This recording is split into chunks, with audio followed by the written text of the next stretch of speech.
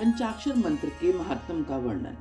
श्री कृष्ण बोले, सर्वज्ञ महर्षि प्रवर, आप संपूर्ण ज्ञान के महासागर हैं। अब मैं आपके मुख से पंचाक्षर मंत्र के महात्म का तत्व वर्णन सुनना चाहता हूँ। उपमन्यु ने कहा, देवकी नंदन, पंचाक्षर मंत्र के महात्म्य का विस्तार पूर्वक वर्णन तो 100 करोड़ वर्षों में भी नहीं किया जा सकता। अति संक्षेप में इसकी महिमा सुनो। वेद में तथा सेवागम में दोनों में जगह यह षडाक्षर प्रणव सहित पंचाक्षर मंत्र समस्त शिव भक्तों के संपूर्ण अर्थ का साधक कहा गया है। इस मंत्र में अक्षर तो थोड़े ही हैं, परंतु यह महान अर्थ से संपन्न है। यह वेद का सार तत्व है, मोक्ष देने वाला है, शिव की आज्ञा से सिद्ध है, संदेह शून्य है तथा शिव स्वरूप वाक्य है। यह नाना प्रकार की सिद्धियों से युक्त दिव्य लोगों के मन को प्रसन्न एवं निर्मल करने वाला, सुनिश्चित अर्थ वाला अथवा निश्चय ही मनोरथ को पूर्ण करने वाला अथवा परमेश्वर का गंभीर वचन है। इस मंत्र का मुख से सुख पूर्वक उच्चारण होता है। सर्वज्ञ शिव ने संपूर्ण देहधारियों के सारे मनोरथों की सिद्धि के लिए इस ओम नमः शिवाय मंत्र का प्रतिपादन किया है। यह आदि षडाक्षर मंत्र संपूर्ण विद्याओं का बीज है। जैसे वट के बीज में महान वृक्ष छिपा हुआ है, उसी प्रकार अत्यंत सूक्ष्म होने पर भी इस मंत्र को महान अर्थ से परिपूर्ण समझना चाहिए। ओम इस एकाक्षर मंत्र में तीनों गुणों से अतीत, सर्वज्ञ, सर्वकर्ता, गुतिमान, सर्वव्यापी प्रभु शिव प्रतिष्ठित है। ईशान आदि जो सूक्ष्म एकाक्षर रूप ब्रह्मा है, वे सब नमः शिवाय हैं। इस मंत्र में क्रमशः स्थित है। सूक्ष्म षडाक्षर मंत्र में पंच ब्रह्मा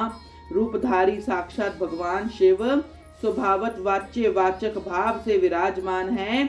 अप्रमेय होने के कारण शिव वाच्य है और मंत्र उनका वाचक माना गया है। शिव और मंत्र का यह वाच्य वाचक भाव अनादिकाल से चला आ रहा है। जैसे यह घोर संसार सागर अनादिकाल से प्रवृत्त है, उसी प्रकार संसार से छुड़ाने वाले भगवान शिव भी अनादिकाल से ही नित्य विराजमान है। जैसे औषध रोगों का स्वभावत शत्रु है, उसी प्रकार भगवान शिव संसार दोषों के स्वाभाविक शत्रु माने गए हैं। यदि ये भगवान विश्वनाथ ना होते तो यह जगत अंधकारमय हो जाता, क्योंकि प्रकृति जड़ है और जीवात्मा अज्ञानी। अतः इन्हें प्रकाश देने वाले परमात्मा ही हैं। प्रकृति से लेकर परमाणु पर्यंत जो कुछ भी जड़ रूप तत्व है, वह किसी बुद्धिमान कारण के बिना स्वयं करता नहीं देखा गया।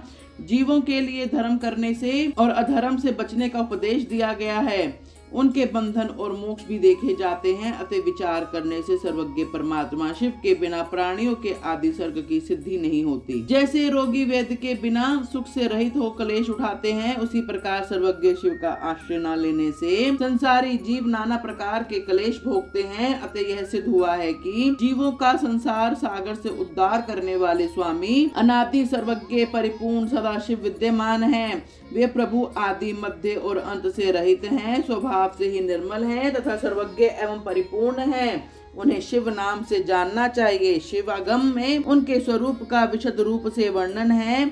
यह पंचाक्षर मंत्र उनका अभिधान है और वे शिव अभिधेय हैं। अभिधान और अभिधेय रूप होने के कारण परम शिव स्वरूप यह मंत्र सिद्ध माना गया है। ओम नमः शिवाय। ओम नमः शिवाय यह तो षडाक्षर शिव वाक्य है।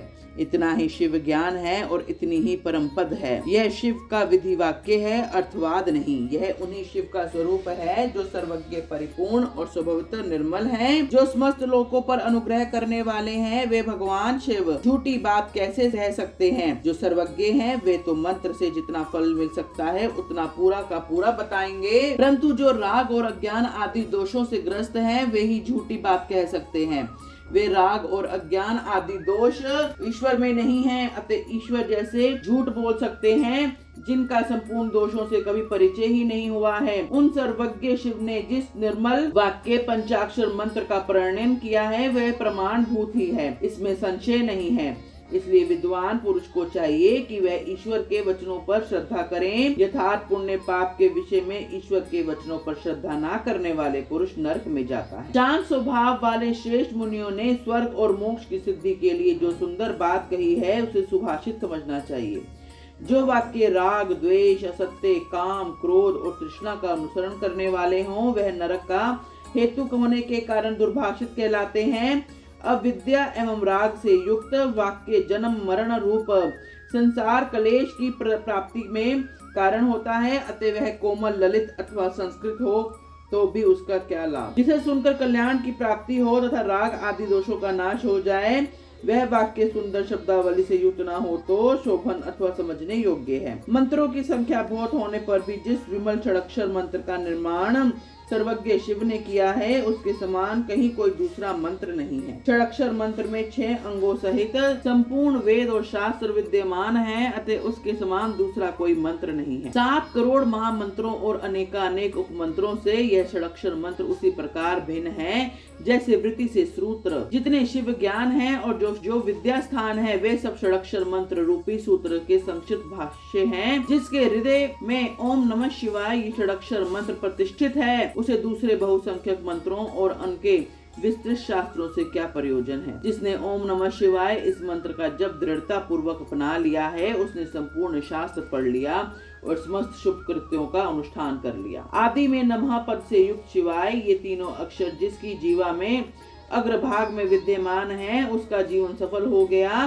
पंचाक्षर मंत्र के जप में लगा हुआ पुरुष यदि पंडित, मूर्ख, अंत्यज अथवा अधम भी हो तो वह पाप पंजर से मुक्त हो जाता है। बोलो ओम नमः शिवाय। ओम हर हर महादेव।